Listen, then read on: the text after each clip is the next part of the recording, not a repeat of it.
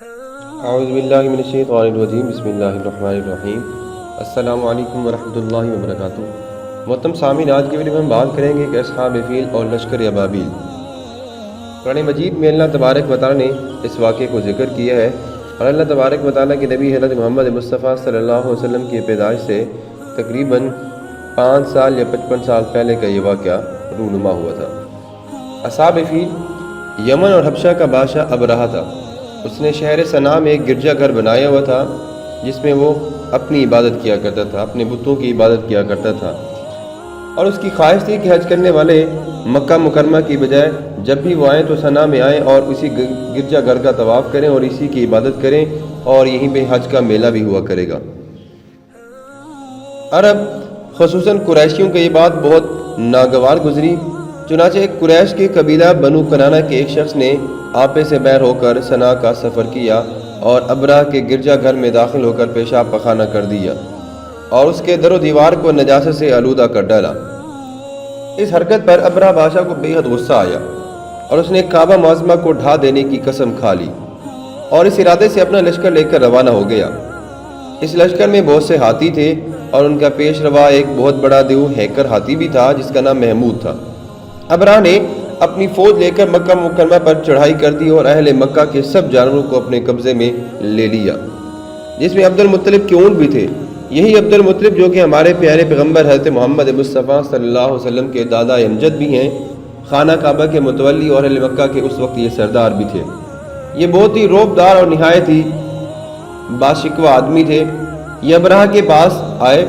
ابرہہ نے ان کی بہت تعظیم کی اور آنے کا مقصد پوچھا تو آپ نے فرمایا کہ تم نے میرے اونٹوں کو چھین لیا ہے، قبضے میں کر لیا ہے، وہ مجھے واپس کر دو۔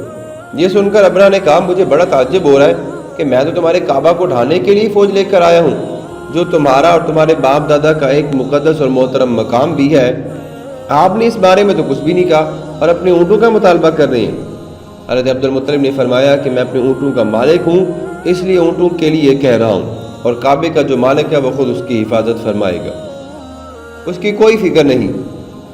ابرہہ نے آپ کے اونٹوں کو واپس کر دیا۔ پھر آپ نے قریش سے فرمایا کہ تم لوگ پہاڑوں کی گھاٹیوں اور چوٹیوں پہ پناہ گزین ہو جاؤ۔ چنانچہ قریش نے آپ کے مشورے پر عمل کیا۔ اس کے بعد حضرت عبد المطلب رضی اللہ تعالیٰ عنہ نے کعبہ کا دروازہ پکڑ کر بارگاہ الہی میں کعبہ کی حفاظت کے لیے خوب رو رو کر دعا مانگی، اور دعا سے فارغ ہو کر آپ بھی اپنی قوم کے ساتھ پہاڑ کی چوٹی پر چڑھ گئے۔ ابرہہ نے صبح صبح اپنے لشکروں کو کعبہ مقدس پر دھاوا بول دینے کا حکم دیا اور ہاتھیوں کو چلنے کے لیے اٹھایا، لیکن ہاتھیوں کا پیش رو محمود جو کہ سب سے بڑا تھا وہ کعبہ کی طرف چل ہی نہ پایا۔ جس طرف اس کو چلاتے تھے وہ چلتا تھا، مگر کعبہ کی طرف جب بھی اس کو چلاتے تھے وہ بیٹھ جاتا تھا۔ اتنے میں اللہ تبارک و تعالیٰ نے سمندر کی جانب سے پرندوں کا لشکر بھیج دیا، اور ہر پرندے کے پاس 3 کنکریاں تھیں، 2 پنجوں میں اور 1 چونچ میں۔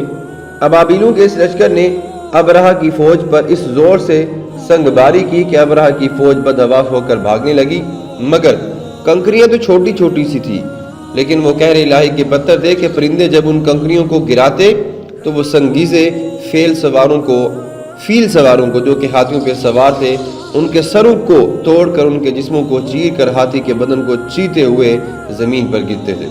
ہر کنکری پر اس شخص کا نام لکھا تھا جو اس کنکری سے ہلاک بھی کیا گیا تھا۔ یہ واقعہ جس سال وقوع پذیر ہوا، اس سال کو اہل عرب عام الفیل یعنی ہاتھی والا سال بھی کہنے لگے۔ اس واقعے کے تقریباً 50 روز کے بعد حضور اکرم صلی اللہ علیہ وسلم کی ولادت باشہادت ہوئی۔ قرآن مجید میں اللہ تبارک و تعالیٰ نے اس واقعے کو یوں نقل کیا ہے، اور یہ سارے کا سارا واقعہ خزائن العرفان میں موجود ہے۔ اللہ تبارک و تعالیٰ نے سورۃ فیل کو نازل کیا، مطلب الم تر کیف فعل ربک باصحاب الفیل الم یجعل کیدہم فی تضلیل وارسل علیہم طیرا ابابیل ترمیہم بحجارۃ من سجیل فجعلہم کعصف مأکول۔ سورہ فیل پارہ نمبر 30۔ ترجمہ: اے محبوب صلی اللہ علیہ وسلم، کیا تم نے نہیں دیکھا کہ تمہارے رب نے ہاتھی والوں کا کیا حال کیا؟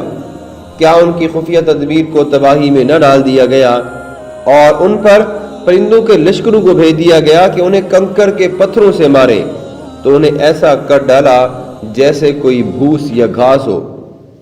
اس سے معلوم ہوا کہ قرآن مجید کی طرح خانہ کعبہ کی حفاظت کا ذمہ بھی اللہ تبارک و تعالیٰ نے خود اپنے اوپر لے رکھا ہے۔ کوئی طاغوتی طاقت نہ قرآن مجید کو فنا کر سکتی ہے، نہ کعبہ کو صفحہ ہستی سے مٹا سکتی ہے، کیونکہ کعبہ قرآن کریم میں اللہ تبارک و تعالیٰ نے اس کی قسمیں کھائی ہیں، اور خداوند کریم قرآن کریم کا اور کعبہ کا دونوں کا محافظ اور نگہبان بھی ہے۔ اللہ تبارک و تعالیٰ کی بارگاہ میں دعا کرتی ہیں کہ اللہ تبارک و تعالیٰ ہم سب کو کعبہ کی زیارت، حج بیت اللہ کی زیارت کرنے کی سعادت کرنے کی توفیق نصیب فرمائے، آمین۔ وما علینا الا البلاغ المبین۔